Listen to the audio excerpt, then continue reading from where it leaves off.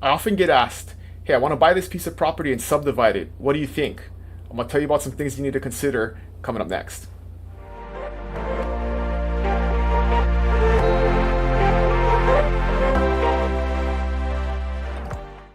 What's going on, friends? Dylan Nonaka here with the Buy Big Island video blog, and we often get asked about subdividing property in Hawaii. And something you really got to understand about Hawaii is it's complicated. There are many states, maybe you're coming from somewhere else, where it can be very simple and efficient to subdivide property, and that is definitely not the case in Hawaii.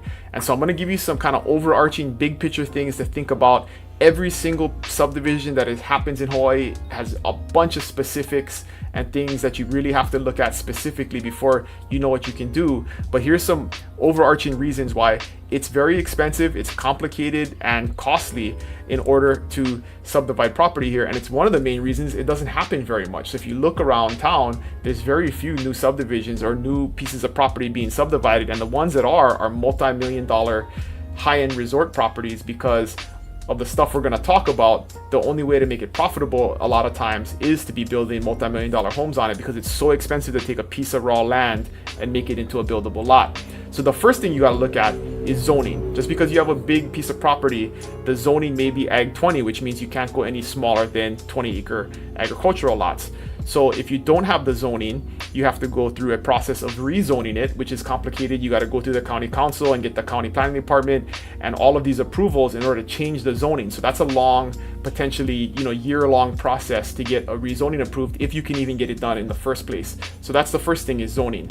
The second one is maybe you have the zoning. So if you have the zoning to go to a smaller, maybe it's a 20-acre piece and you have RS15, which you can build, you can do 15,000 square foot residential lots on that. So if you have that zoning, a lot of times people assume, well, I'm just going to be able to do a subdivision. That's not always the case. There's a bunch of factors that come into play that you really got to look at. And so the first one is, has an archaeological study been done? Nowadays, in order to subdivide land and just bulldoze land, you have to do an archaeological study to make sure that there is no historical sites on it. So if that hasn't been done, that's a huge unknown, very costly process, long process to go through, and you have no idea if after you do it, what you can do with the property, if anything, if there's a bunch of archaeological sites on it. A couple of other things. Environmental impact statement. Sometimes that's required depending on the piece of property and what the zoning is and what the land use classification is. You may need a traffic study done, right, to see what the impact on traffic is going to be. That's another costly, long process in order to do that. You need to consider, are utilities available? A lot of times, being able to subdivide is going to be dependent upon whether or not you have water availability, and that is limited nowadays. The water department has a big limitation on new units of water that they put out. So sometimes you may have the ability to subdivide, but you can't get new 15 units of water to it, which you would need to service all of the lots. If you're in an area that doesn't have municipal water, you have to have a certain level of rainfall in order to subdivide, so you have enough catchment rainfall when you subdivide. So the whole utilities piece of it is complicated, and you have to look at that separately, right? Is there power availability? Also, that is a whole separate piece that could hinder your ability to subdivide, because either you don't have water or you don't have sufficient rainfall.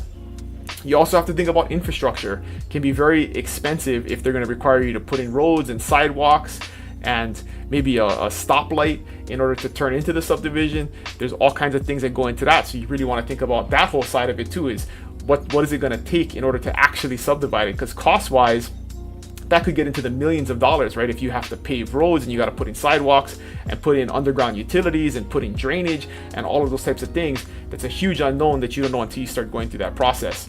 So these are just a few things to consider, to think about how complicated it can be. And this is a main reason why a lot of people don't do it, because you may be able to get the piece of land for a decent price, but what if you're paying $1 million for the land and it's going to cost you $7 million to develop it into subdividable lots?